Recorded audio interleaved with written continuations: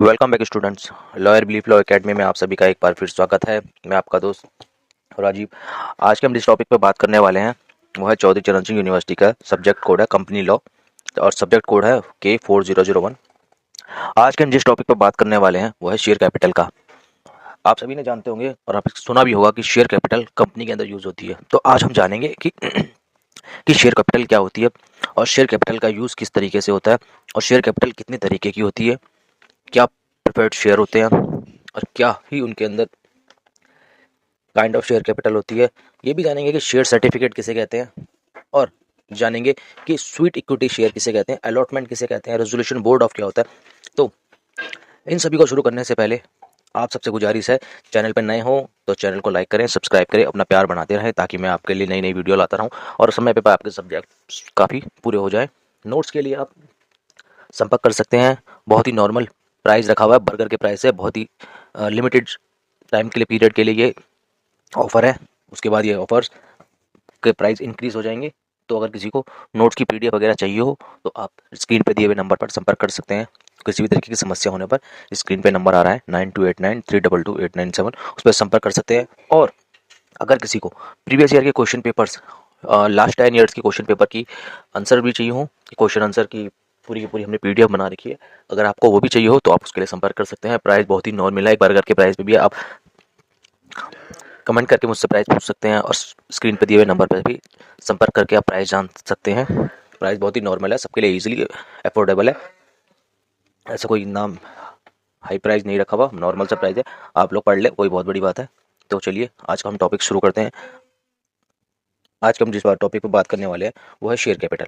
Share capital में हम सबसे पहले ये जानते हैं कि शेयर कैपिटल होती क्या है और इसकी ज़रूरत क्यों पड़ती है। तो शेयर कैपिटल ये कोई एसेंशियल कंडीशन नहीं है किसी कंपनी के लिए कि शेयर कैपिटल का होना ही कंपलसरी है, बट जो कंपनी के अंदर जो मनी रेज की जाती है वो शेयर कैपिटल के थ्रू ही रेज की जाती है।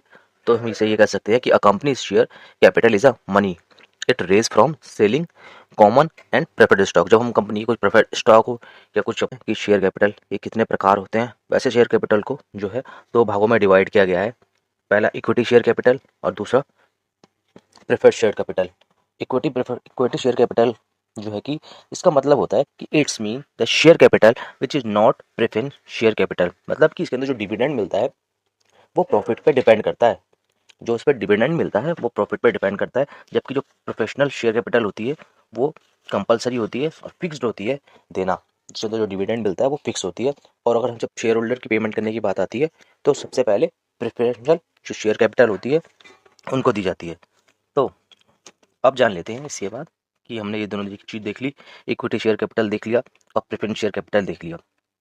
तो अब हम आगे डिस्कस करने वाले हैं। उससे पहले अगर आप चैनल पे अभी भी जस्ट अभी आए हैं तो चैनल को लाइक करें और हमारी प्रीवियस वीडियो देखकर आप टॉपिक को समझ सकते हैं। करीबन हमने उसमें 100 से ज़्यादा वीडियोस डाल दी है और ऐसे ही आगे भी रेगुलर डालते रहेंगे। जुडिशरी की प्रिपरेशन करने के वाले स्टूडेंट्स के लिए हमने लीगल करंट अफेयर की एक नई सीरीज चालू की है। आप वहाँ से legal current affair daily update पर देख सकते हैं। चलिए एक बार डेफिनेशन देख लेते हैं, प्रेफरेंशियल शेयर कैपिटल क्या होती है। Preferential share capital preferential share जो कैपिटल है उसके जो प्रेफरेंशियल शेयर होल्डर है उनको ना फिक्स रेट पर डिविडेंड मिलता है, चाहे कंपनी लॉस में ही क्यों सफर करना कर रही हो।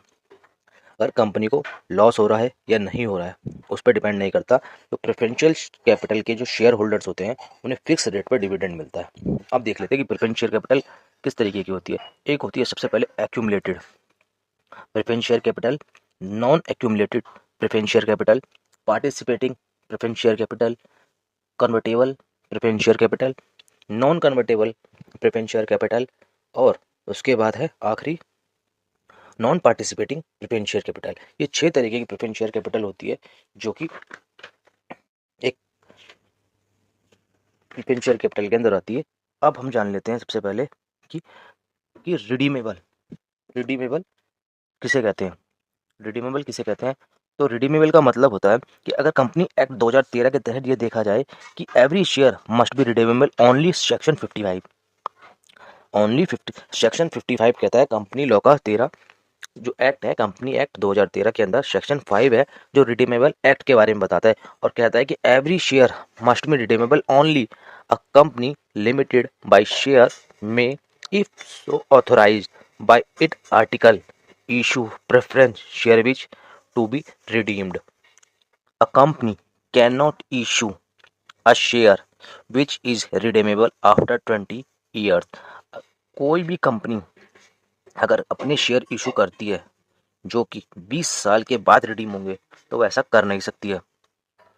तो चलिए यहाँ तक आपको अगर समझ आ गया हो तो एक बार सबके सब कमेंट में मुझे बता देंगे कि आपको यहाँ तक समझ में आ गया है, और किसी भी तरीके की समस्या हो रही है तो आप मुझे कमेंट करके बता सकते हैं।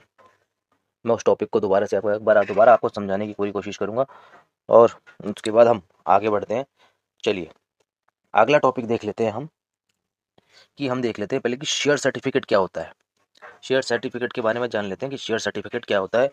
शेयर सर्टिफिकेट जो है कंपनी के द्वारा इशू किया जाता है। सबसे पहले पॉइंट अपने दिमाग में ये डालने हैं और उस पर भी फोकस करना है कि शेयर कैपिटल जो है जब हम कंपनी में अप्लाई करते हैं शेयर के लिए, तो बदले में जब हम किस शेयर के पैसे कंपनी को देते हैं तो उसके बदले में हमारे को जो मिलता है वो शेयर सर्टिफिकेट होता है, और जो एक एविडेंस होता है कि उस कंपनी के जो शेयर्स हैं वो हमारे पास है, और ये एक एविडेंस के रूप में होता है जो कि शेयर होल्डर के पास होता है। दूसरा इसके अंदर होता है कि अगर इन केस कोई शेयर जो है या किसी भी तरीके का डिफ्रॉड होता है तो शेयर होल्डर वापस कंपनी को सरेंडर कर सकते हैं।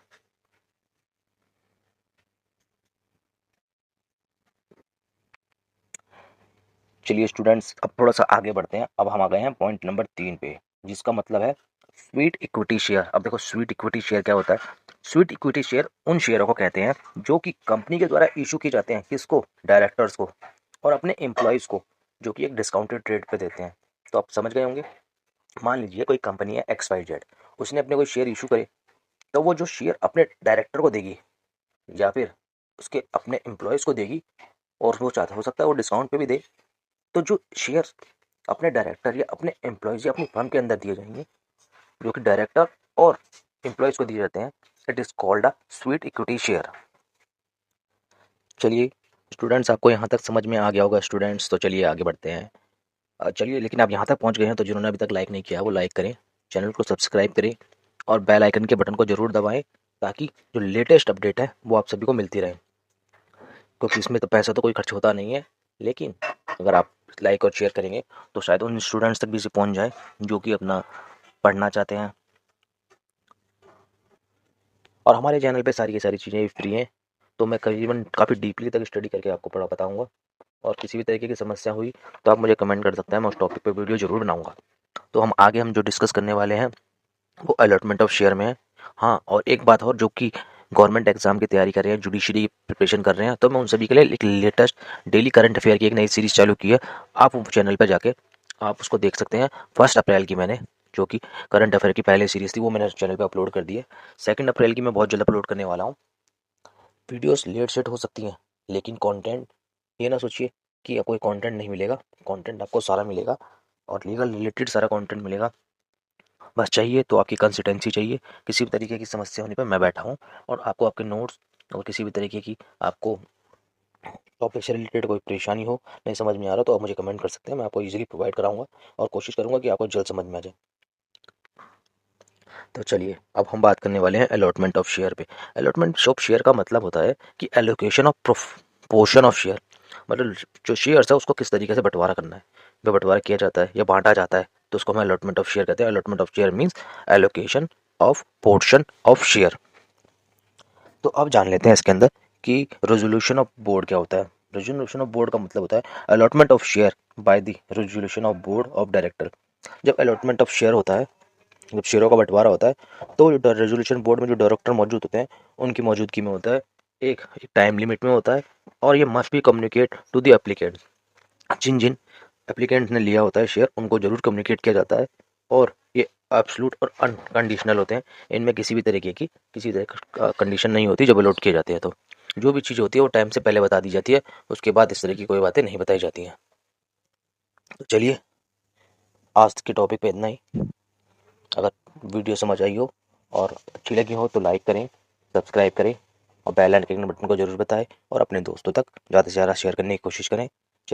मिलते हैं आपको अगली क्लास में, तब तक के लिए धन्यवाद। के लिए धन्यवाद। फिर मिलते हैं अगली क्लास में नए टॉपिक के साथ।